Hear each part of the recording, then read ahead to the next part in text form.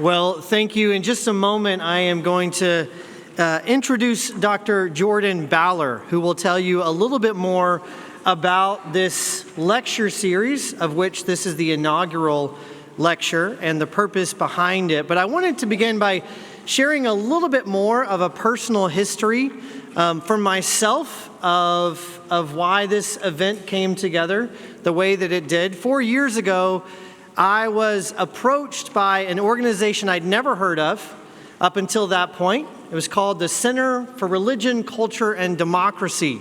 Turns out this is a think tank that is sponsored by First Liberty. You'll hear more about that from Dr. Baller, but this is a think tank gathering together both students and scholars of religion and history, law and politics, together to talk about the role of religion and faith in society. And they invited me with a small group of professors of law and history and political theory and philosophy up to Boston. And for 4 days, all we did was we read and we discussed Alexis de Tocqueville's Democracy in America.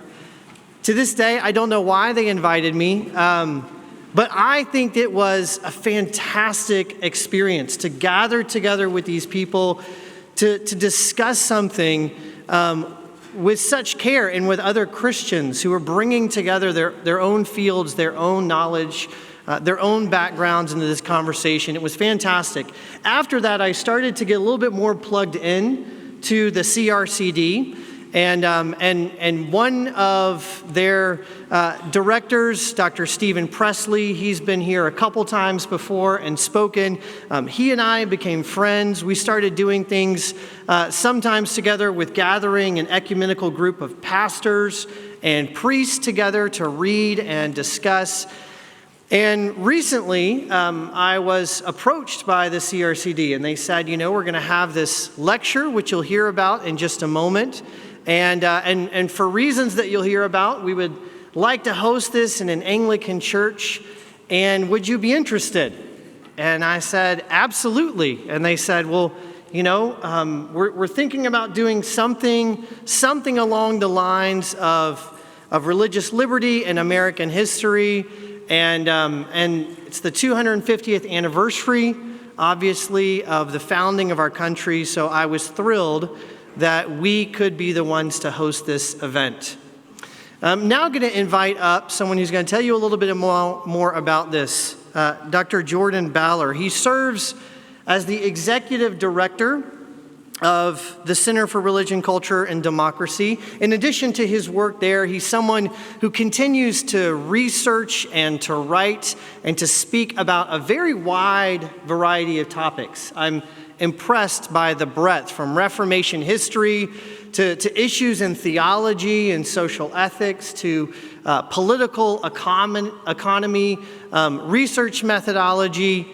I spent years in grad school. It took me an enormously long time to finish a PhD, and I thought that was just great.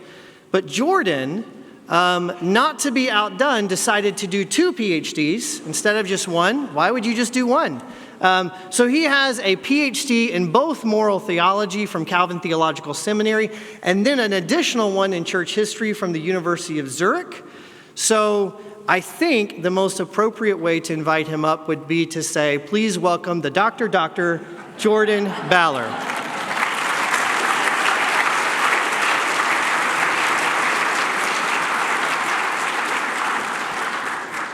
Thank you very much, Reverend Bales. Thank you to Christ Church Plano, especially Bishop Donison and Reverend Bales, for the warm welcome, the opportunity to join you tonight. Gratified by your expression of the biblical virtue of Xenia hospitality. I would also like to thank my colleagues Jillian Barr, Mercedes David, Stephen Presley, and Chris McCracken for everything they've done to make this evening possible. And I'd like to thank you all for joining us for a night of food, fellowship, and intellectual growth. It is my pleasure to briefly introduce you to the work of the Center for Religion, Culture, and Democracy at First Liberty Institute, which is based right here in Plano, Texas, as well as give some background on the lecture here tonight and introduce our speaker.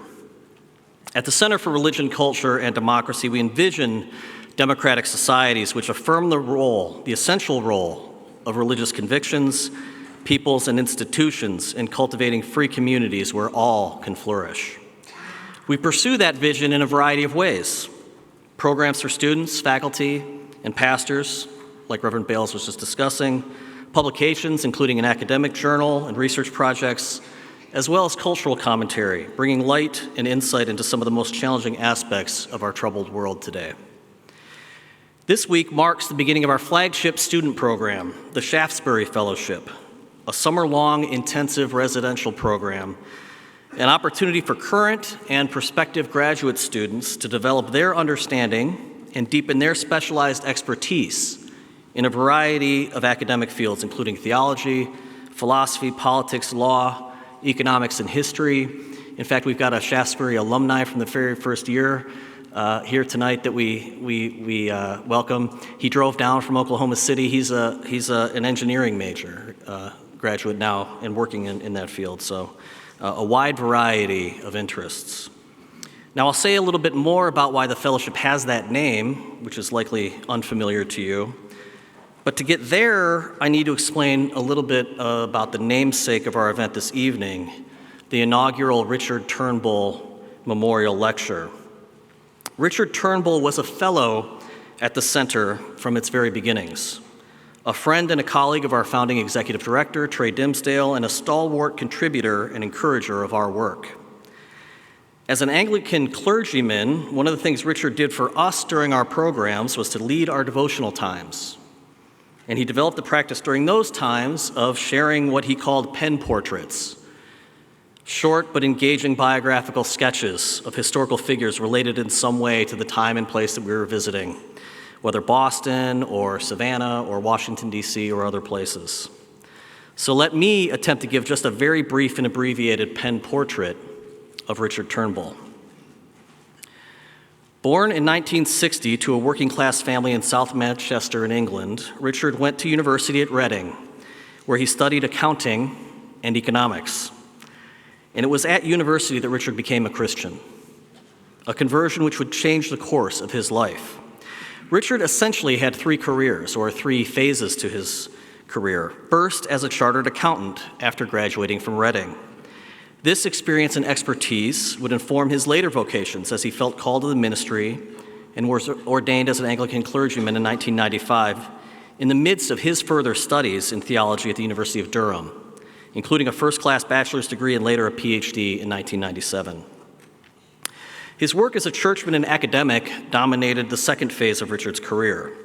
He served numerous parishes as a pastor, as minister, including roles on various committees and projects for the Church of England, most often related to his expertise in business and public life.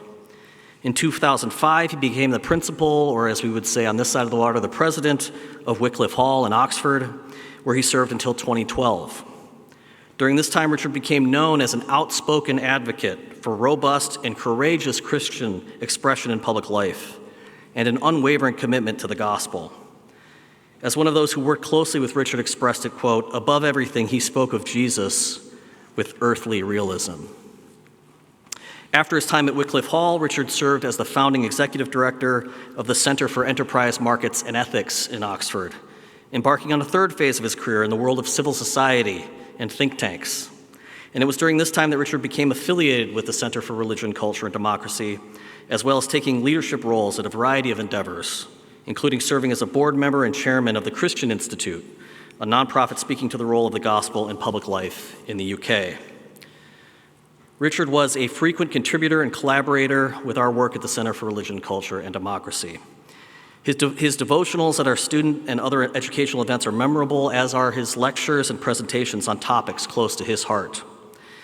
We last saw Richard in person this past summer in Boston, where he was happy to share his experiences as a Brit in America during celebrations of our nation's independence on the 4th of July, along with his wife Caroline. Richard was a great sport. We would have educational tours and trips, and one of our participants bought Richard a hat which had a kind of a house-divided flag, where it was half the Union Jack and half the American flag, and Richard laughed and wore that thing the entire weekend. He loved it.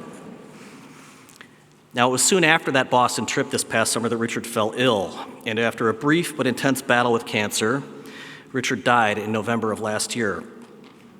He continued to share the gospel and his comfort and trust in Jesus Christ throughout. And when the end of his earthly sojourn was near, he was able to write to Caroline, "Time to go to glory." That expression is a microcosm of the themes that animated Richard's life and work, both in terms of his personal faith as well as his academic and scholarly interests.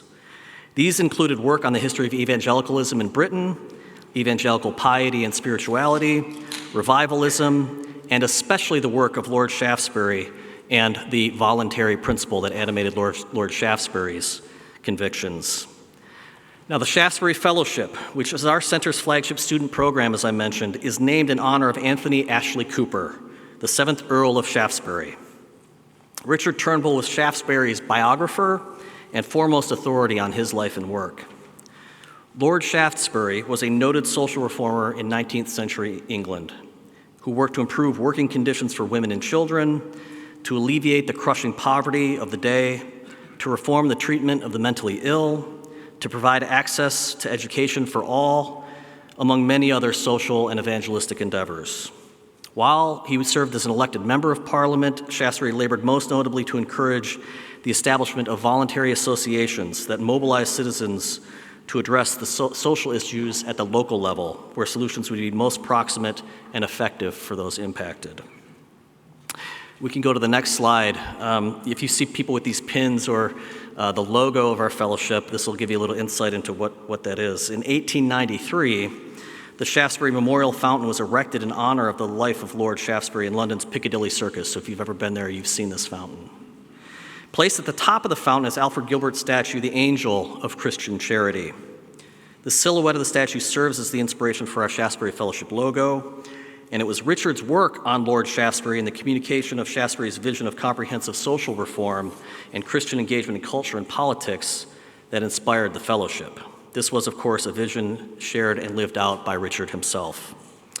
Now, given Richard's historical interests and disposition, as well as having met our speaker, who's going to share a little bit about his interactions with Richard later, I think, we thought it would be most appropriate to ask a historian to give this inaugural Turnbull Memorial Lecture.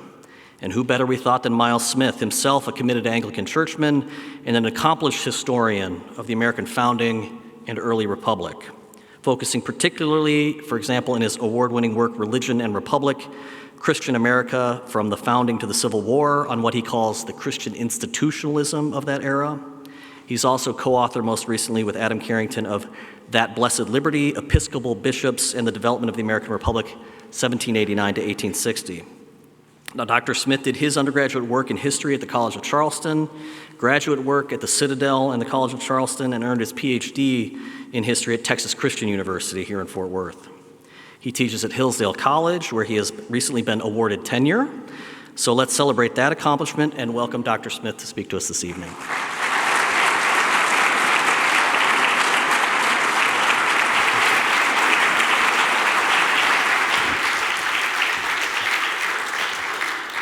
Thank you very much, Dr. Baller.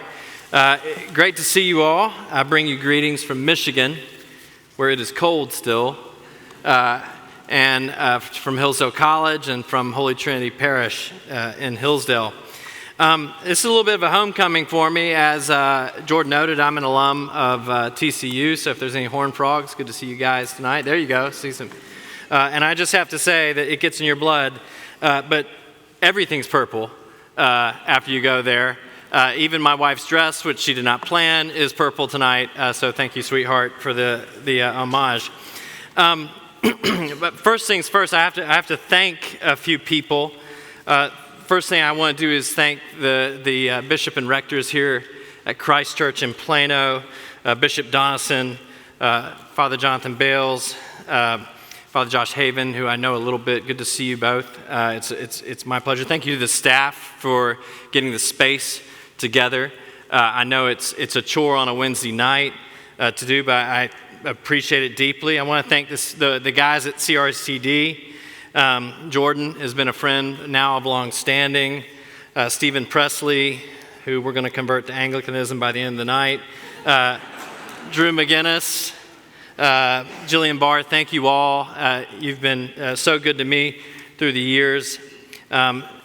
Julian actually runs the show there, so you're the energy behind it.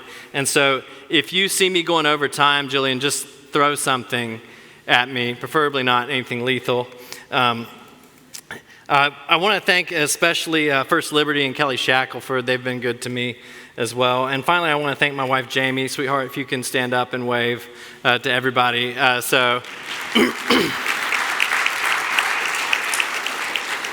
She is very patient. My wife is from Michigan, and I'm from the South, which means that I'm the weirdo and she's normal.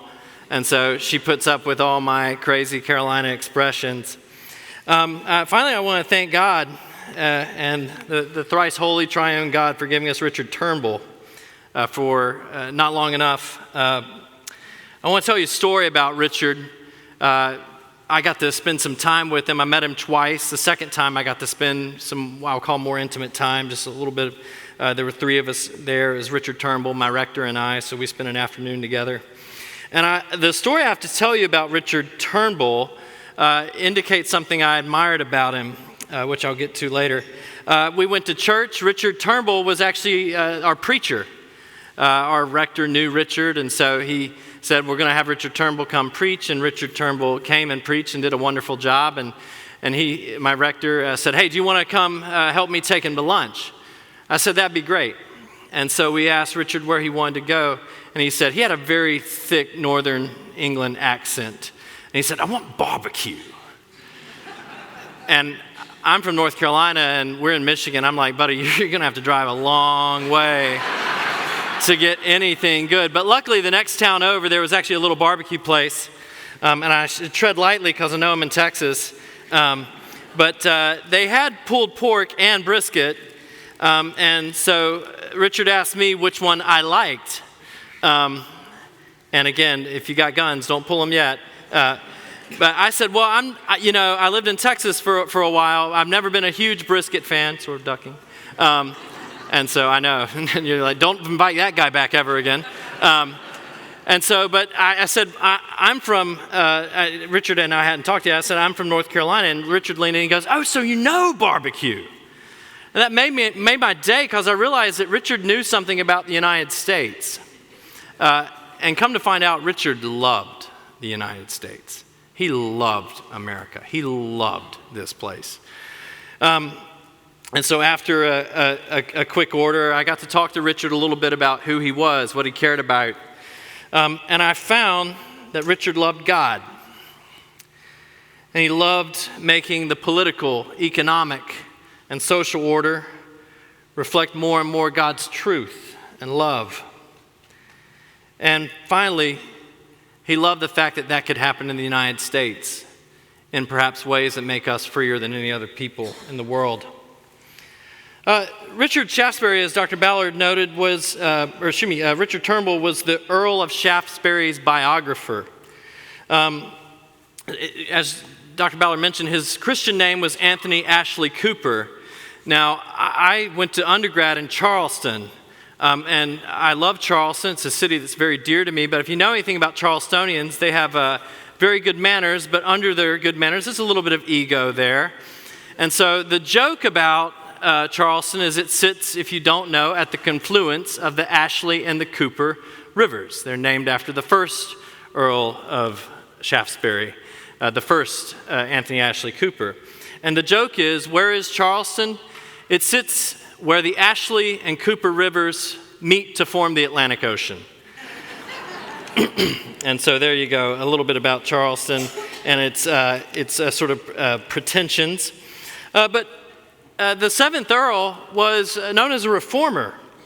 He was a hopeful man, and in his own time, especially in the early and middle 19th century, there was a lot to reform. England, as Great Britain by that time, the United Kingdom of Great Britain and Ireland, was a rapidly industrializing society. And if you would have been in England, if you were a man or a woman, you would have been, without knowing it, malnourished compared to your American brethren. A quick note about the average size of a man. Anybody ever been to a thing and you look at the clothing and you're like, oh man, they were so tiny, right? You look at all the tiny little uniforms and tiny little clothes. Well, no, humans haven't been getting bigger and bigger and bigger and bigger. We didn't start out in Eden at 2.5 feet tall and riding raccoons or whatever we needed to get around. What happened was in the 17th and 18th centuries, urban malnourishment took a toll across Western Europe, and particularly so in the United Kingdom. And so, for example, in a city like Birmingham or Manchester, which barely existed, by the way, at the beginning of the 19th century, and it was almost 2 million people by the beginning of the 20th, if you were a British man, your average height was somewhere in the order of 5 feet 6 inches tall. The average height of an American man, I know we think we were all smaller back then, but that's not true. The average height of an American man was about at 5, 8.5. You were shorter if you were British. Why? Because you ate less. And you ate less in the way of the things you needed. Now, I was talking about barbecue earlier on. One of the things that you don't have access to if you're in Britain is a regular diet of relatively high-fat protein. And as you can see, I have access to that diet. I like pork, and Americans ate a lot of pork. Americans were somewhere in the order of 15 to 20% heavier than their British colleagues at the time. Why? Because the diet was better. In Britain, you didn't get your normal, what you would normally need to sort of be considered healthy in the way of amino acids. You didn't get your potassium. If you actually can look at colorized photos, you don't see this, but everybody had dark circles under their eyes. That's one of the reasons we think they aged faster. They didn't get potassium. Now, you might say, well, there wasn't like a big banana growing industry in North America in the beginning of the 19th century. Where did we get our potassium? We got it from the pigs, who got it from everywhere they could, if you know what pigs eat. And so there was a lot to reform. People were unhealthy. The cities were considered loaded with vice. Anthony Ashley Cooper, the 7th Earl of Shaftesbury, was a man who, to quote Richard Turnbull, encapsulated in his own time the idea of the Christian philanthropist and evangelist.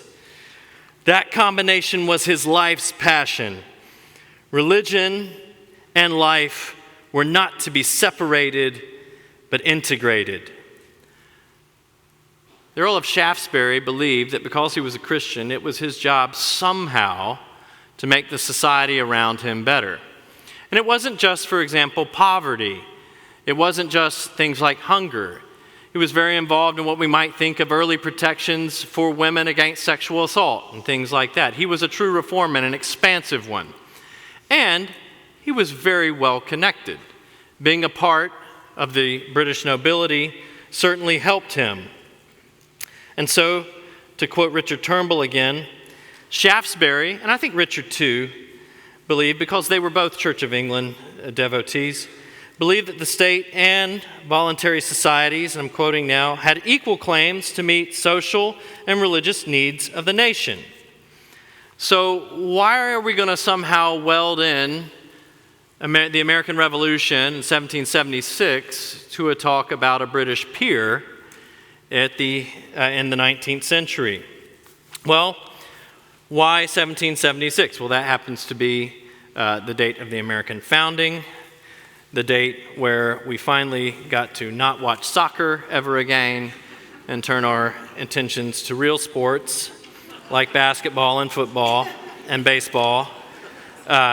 So if you're a soccer fan, confession, I played soccer and not the other stuff, so I guess it didn't take with me. This is my chance to get the American Revolution right. One thing I should note about 1776 is we have some sort of, I call them beliefs about it that we receive through television, that we receive through just conversations, the stuff we think happened in 1776. And one of the things we typically think happened is that there was this thing called separation of church and state. Well, that's true. The American Revolution led to what was called disestablishment, the slow removal of state churches between 1776 and 1833. And I think that's a good thing. But what it didn't do is separate religion from politics. The idea that religious people could somehow affect the society, culture, and political spaces around them. What were Americans doing? with the American Revolution and disestablishment? Well, they made it very clear that they didn't expect the state to make Christians. But what they weren't so sure about is that Christians were something that you could just ignore and still have a virtuous society, much less Christian teaching. And so we should ask, what did things look like on the ground in 1776? Was it a sort of population of pious people who all went to church and everybody sort of did the, sort of Laura Ingalls Wilder thing, everything was happy and Pa and Ma went out and chopped down the whatever tree for food and, you killed a deer or something? Well, we have these sort of ideas of a relatively wholesome moral space. Well, that might have been true for parts of what became the United States, but it wasn't true for everywhere. In fact, I want you to think of 1776 America, especially outside of northeastern cities, as a bit of a Wild West. The frontier was relatively what we good pious Anglicans or whatever you are here in 2026 Texas, relatively licentious. Marriage rates were not particularly high. What we might call domestic violence was rampant. Certainly frontier violence was the norm. America was far more the Wild West than the Sunday school people. Texas, you guys are used to the idea of gunfights. Well, that wasn't that strange in North America. Why do we have this idea of sort of pious Americans, sort of the American Revolution, everybody's wearing black and being pious? Well, it's because a lot of our stories come from New England, right? The sort of the Patriot Trail that you can go walk. Just something about New England. Well, there's a reason why none of you imagine sort of gunfights on Boylston Street in downtown Boston, right? You're more likely to see guys like throwing lobsters at each other or something like that than an actual gunfight. Why not?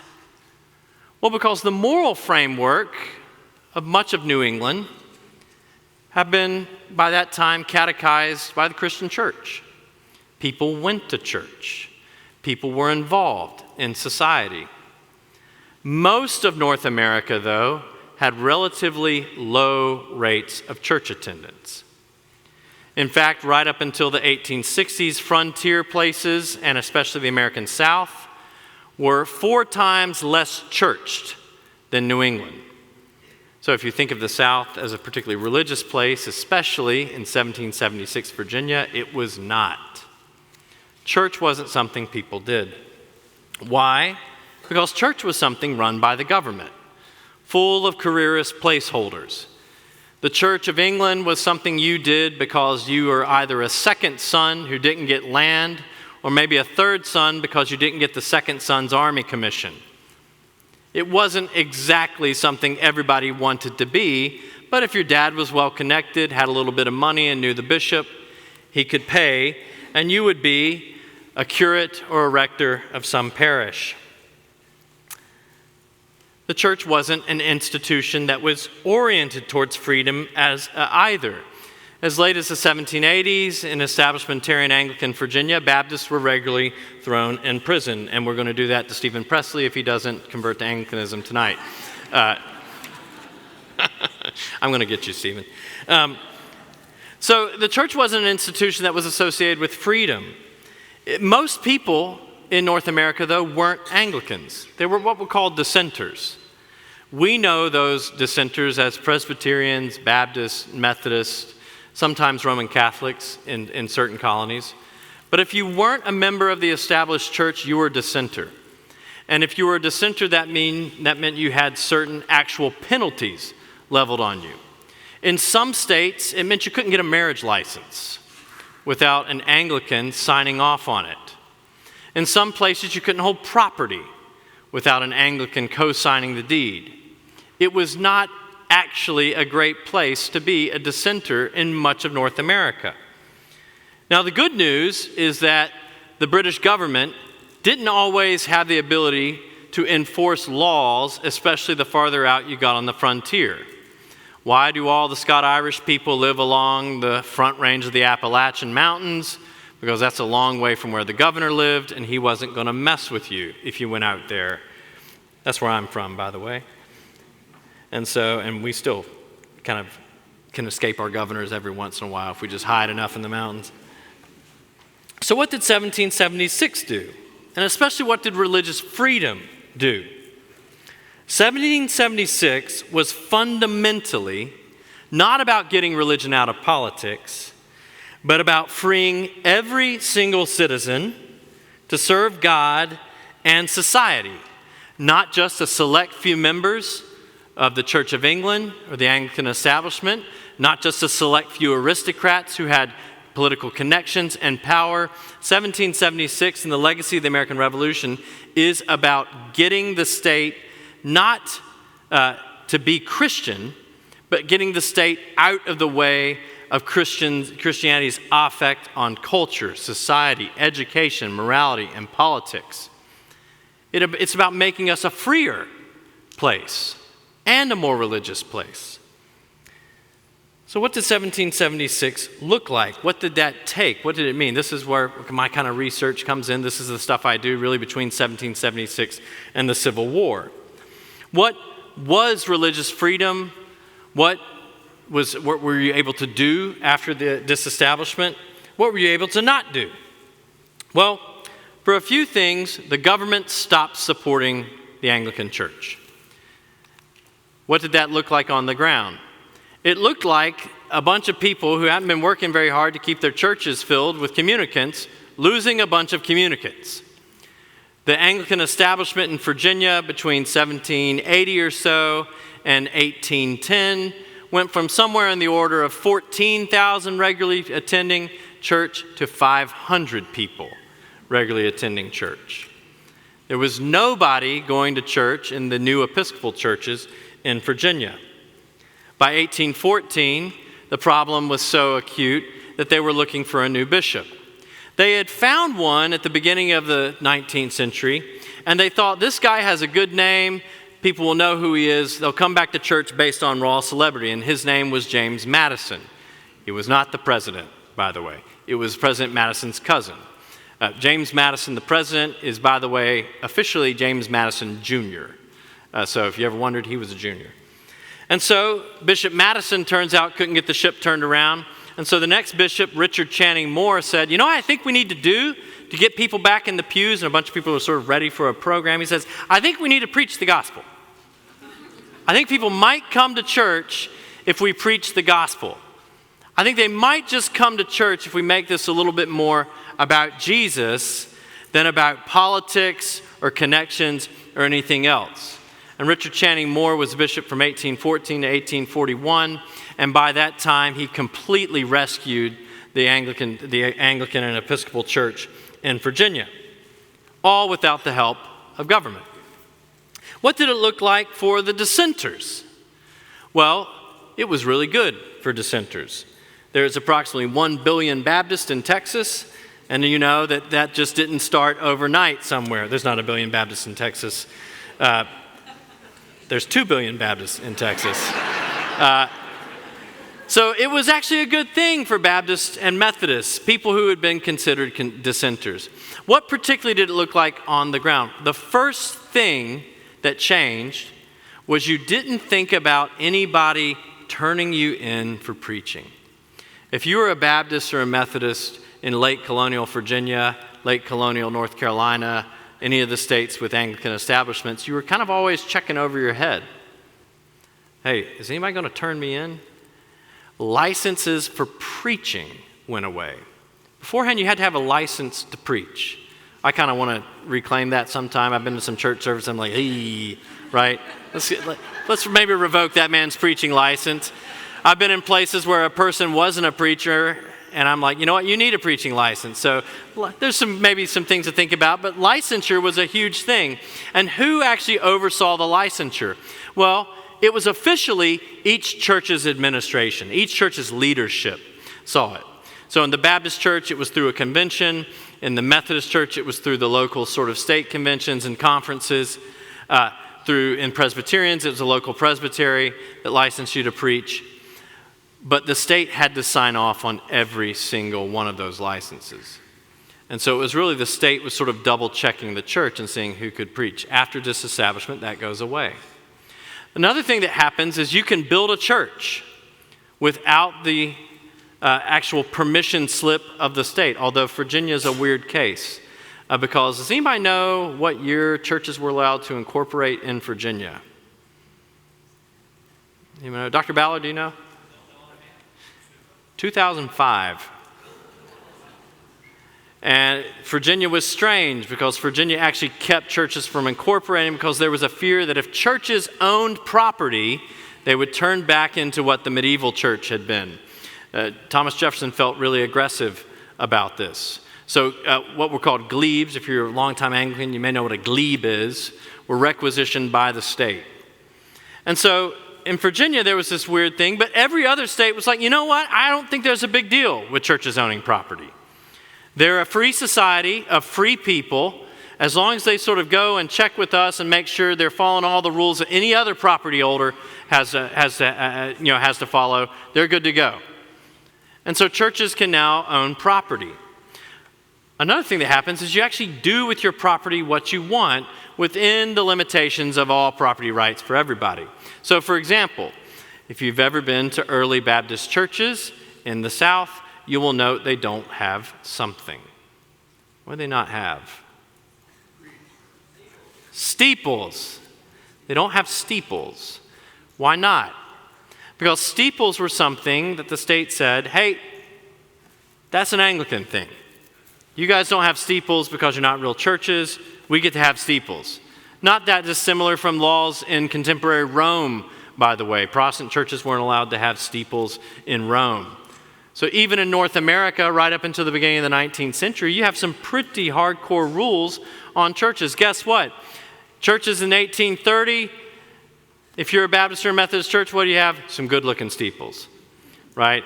I lived in Charleston. Every Baptist and Methodist church has bigger steeples than the Anglican churches. It's like their way of saying, we're back. And so there's all these rules that sort of go away. And I think what's remarkable is we tend to view colonial America as a very free place. We think of it as very free, and the king and the parliament are just getting in the way of our freedom. No, what's remarkable is the American Revolution is the first cause of a lot of the freedoms we know and love. No American Revolution, no freedom in the way we care about it. So what is it that we think of as freedom? What is it we think of as religion? Is religion just something we sort of do in church and then go out into the world and sort of stop doing? Is it a merely spiritual thing? Is it something that we actually can sort of do tangibly? Well, it turns out most Americans, whether you're an Anglican, whether you were a dissenter, they thought, no, it was something that you could touch, something you could do. And what was the first place that all these sort of freed religious groups decided to go do? What was the tangible thing they do? It's education. Churches get involved in education, really involved. And we think, well, that sounds like kind of a given. It wasn't a given. Because if you're out in one of those frontier places in North America, especially between 1800 and 1850, there is nothing in the way of a church to begin with. In parts of North Carolina, there was a church every 18 miles. That's a long way to walk, right? In parts of what becomes Tennessee, Kentucky, Mississippi, and Alabama, that distance goes to, especially before 1820, churches about every 35 miles. There is no one out there to preach to you or teach. And so what did all the groups do? They would find these settlements, these clusters of people who have moved out there to hack a civilization out of a wilderness, and they would send a young, usually enterprising, earnest preacher out there, ostensibly to be a missionary. But he was also supposed to do something else. Inevitably, these young preachers were usually the most educated people in their environs. Baptists, Methodists, and Presbyterians, all of them were educating young men, not merely for the ministry, but to be teachers of other young men. And by the way, women are included in primary schools very early as the 1820s in some cases. And so these guys are going out there and teaching people, many of whom they're literate, but they only have access to maybe 2 to 3 books in their entire community. We tend to think there's a Bible in every community. No. In parts of Tennessee, for example, only about 1 in every 10 families had a Bible. Much lower than we tend to presume. The book that you were most likely to have was, anybody want to take a wild guess what book you were most likely to have? Pilgrim's Progress was the most owned book. By 1823, there's 5 books we can sort of assume that everybody had some idea of. One was Pilgrim's Progress. The second was Aesop's Fables. Tends to be pretty good. Somebody got that one. They're like, yeah, score that you got that one good. The third one was Josephus' Jewish War. That's the account of the events of 70 A.D. And the Christian Bible is the fourth one. You may know what the fifth one was? But somebody said Blackstone's Commentaries. You want to be a lawyer, don't you? No, the last one was somewhat unusual. It was another Bible. It was the Geneva Bible. People would own both of them. I guess if you were an ecumenical house, Presbyterian and Anglican, you wanted to have both options there for you. So people would own 2 Bibles before they would own another book. And so people slowly become more religious through the influence of churchmen affecting their communities without the help of the state one bit. These are people who are going out and affecting not merely the educational reality around them, but the cultural and political ones. What changed in culture and politics after men and women got educations? The first thing that changed was expectations. The average frontier politician of 1800 was not the average frontier politician of 1850. A good example is someone like Andrew Jackson. What made Andrew Jackson a good frontier politician in 1800, in the late 1790s when he went to Tennessee? He was willing to kill people, right? Dueling was common in parts of frontier America all the way through 1830. Who is it that challenges dueling? Who is it that makes the dueling laws harder? It's churchmen. Marriage licenses were sometimes very confused. This is another good Andrew Jackson anecdote. Andrew Jackson and his wife, without knowing it, were legal bigamists for a few months because she thought her divorce papers had gone through and somebody back in Richmond had forgotten to send it over, and it wasn't just people like them.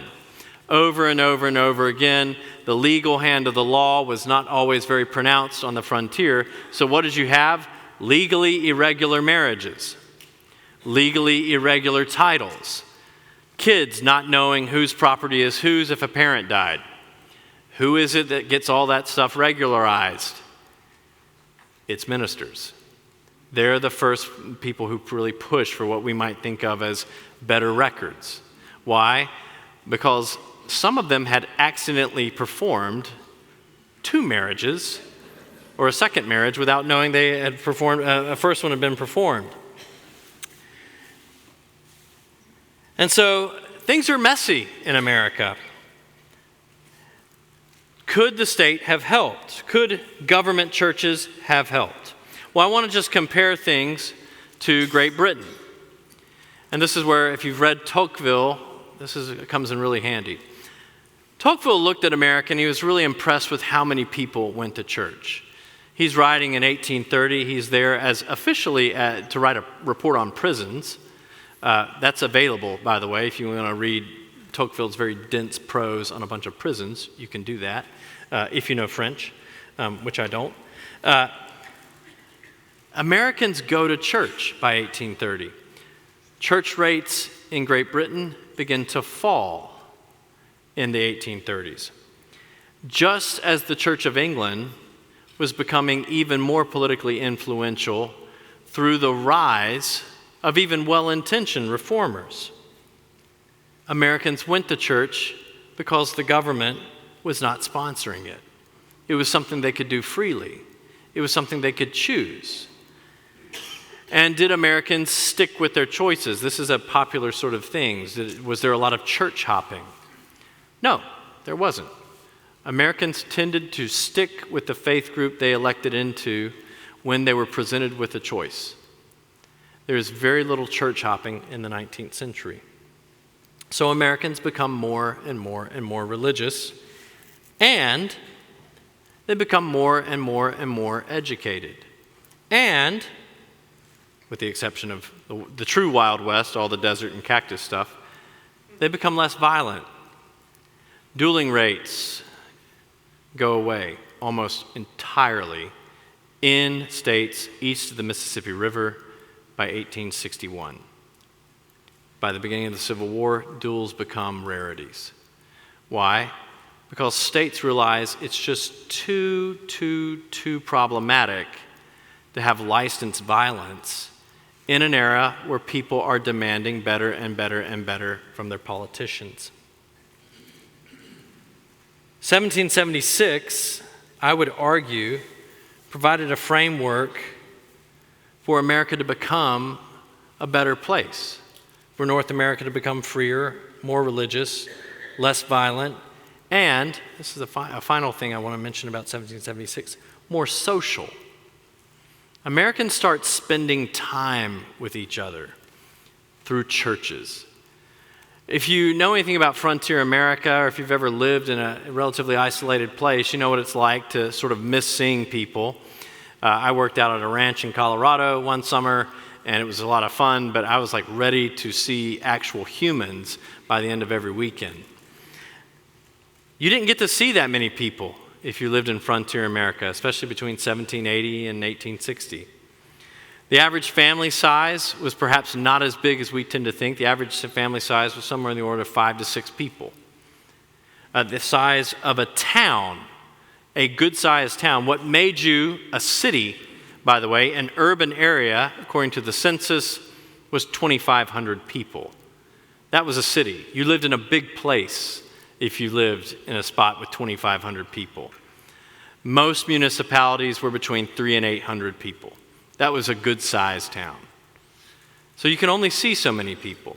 And so where do these towns sort of start to gather? If you've read stuff, you know that it's sort of different region to region, but there's one thing that stays common through all three of the sort of standard regions of the 19th century. Those three regions being what's called the eastern states, that's Pennsylvania to New England, what they call the Old Northwest, which is the modern Midwest out to, say, Iowa, and the South, all the slaveholding states. Different people socialize in different places in different ways in each region, but there is one institution that's common to all three, and that's churches. In New England, people were much more likely to socialize through what's called a benevolence society. Benevolent societies are those things which you do to kind of basically make the world better. If you're involved with a charity, that's a benevolence thing. In the Midwest, you were more likely to get community through actually your vocation, largely because a lot of those vocations took a lot of people. Timber cutting, stuff like that. Barn raisings are a thing. I live near a bunch of Amish people, and they do a lot of barn raisings. In the South, men were more likely to get community through the militia. But in every single one of those regions, the church is the common denominator. People find community through church. And what does that community look like, particularly with regard to children? What does church community look like for children? Well, I want to give you an example. This may sound weird. I'm going to talk about Toledo, Ohio for a minute. Not very exciting place, Toledo. There's a good Hungarian restaurant there, just in case you want Hungarian food. But it doesn't seem like a very exciting place, except for when you compare Toledo, Ohio, to its namesake in Spain. Toledo, Spain, had been around by the time Toledo, Ohio was formed in the 1830s for almost 2,000 years. Toledo, Ohio was formed in the 1830s in what's basically a swamp. There's more deer than people in Toledo, Ohio when it's formed. But what happens? Toledo, Ohio is a place where churches are planted relatively rapidly in a 5-year span between 1830 and 1835. Those churches sprout educational institutions, and a civilizational miracle happens. Now, mind you, we've given Toledo, Spain, a 2,000-year head start in developing its civilization. And so let's just think about both of those places in the year 1860. Toledo, Spain is about 40,000 people. It has a male literacy rate of 46%. Infant mortality is somewhere in the order of 170 on 1,000. The female literacy rate in Toledo, Spain is 11%. 1 out of every 10 women can read. Life expectancy, 38. It's not even the worst for Europe. Parts of Sicily, parts of Eastern Europe, and even parts of what we think of as relatively civilized France are lower. So let me give you the stats on Toledo, Ohio. Now, my wife's a Michigan fan. We make fun of Ohio because that's kind of what we do. But I'm going to compliment a place like Toledo, Ohio. By 1860, Toledo, Ohio is about 60,000 people or so, larger than Toledo, Spain. Male literacy is 96.5%. Female literacy is 96.5%. The average infant mortality rate in that part of Ohio is 23 on 1,000. Parts of Great Britain won't get that number until 1911. And why? Because of education. Education becomes attractive. Civilization gets a big shot in the arm from it. I want to give you one more sort of passing statistic. And by the way, I picked Toledo because it's relatively nondescript. I mean, it's one of those places that if I go into a room and say to my students, Pat and Mark, I don't know if I told you all this, so sorry you missed my Toledo talk. But if I were to go to a room, say in a relatively civilized place like Plano or Frisco or McKinney, Texas, and be like, let me talk to you about civilizational miracle that Toledo, Ohio is, you'd be like, okay, and probably walk away, and you would be right to do so. But one more thing, especially let's think about Europe at the time. Europe is presented to us as kind of where civilization is, right? We think of civilization in Europe. Anybody been to Greece? Been to Greece? I've been to Greece. It's lovely. I went to Athens. It felt like Los Angeles with an Acropolis in it. But so I went to, if you've been there, you know exactly what I'm talking about. And so we think of Athens and Greece as the places that are like civilization. I want to pick another nondescript place, Indianapolis. I'm dogging all the states around Michigan because I live in Michigan. Indianapolis, founded in 1820. Not a big place by 1840 or 50, probably on the order of 50,000 people. Here's what's interesting to think about. Athens, Greece, at the same time, had about 8,500 people in it. And this is maybe one of the most remarkable things. Because of all those churchmen going out teaching the classics, there were more people who knew ancient Greek in Indianapolis than there were in Athens. People didn't speak ancient Greek in Athens. They still don't speak ancient Greek in Athens. It's like a contest. A young seminarian goes up and does Koine Greek with Athenians. They just look at him like, do you want a cigarette? Like, what do you want? That's right. This is a civilizational miracle. You have the classics being taught more aggressively in North America through these young churchmen than you do in places like Greece. How did this happen? It happens because people understood that these churchmen understood, religious Americans understood they could work remarkable things simply through education, simply through going to church, without the sort of, I'll call it the arm of the state being involved. Jillian, how am I doing? How much more, like 5 more minutes? Okay, good. That's where I'm going to land the plane at. So I want to go back to Shaftesbury. I want to tie 1776 in with the Earl of Shaftesbury. If you know anything about the 7th Earl, he was a relatively educated man. He knew all that classical Greek and Latin. He knew that he could work remarkable things through his own efforts. Obviously, he was a lord, and so he did have the arm of the state. But I think what makes 1776 remarkable and what's worth celebrating about our country and its 250th birthday is that 1776 provided a framework for every single person in this room to do the same things that the 7th Earl of Shaftesbury did. When he died in 1885, the Times of London said this: "In Lord Shaftesbury there has passed away the most eminent social reformer of the present century, one of the most honored figures of our contemporary century, the friend of the poor, the degraded, and the outcast." It went on, "Lord Shaftesbury fills and will fill a special place in the annals of this century." And he filled that special place through his belief that Christians could affect everything around them and affect it meaningfully. It's because of the founding of the United States that I want to offer you this.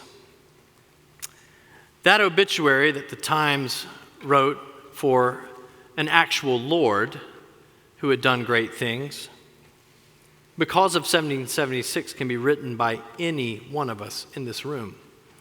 You do not have to be a peer of the realm to be a social reformer. You don't need the arm of the state to do remarkable things. You can, in fact, live in what I think is still the freest society in the world, and through God's grace, through the church, through your Christian communities, whatever that may be, do the same thing that an actual Lord can do, simply because of the American Revolution. Thanks be to God.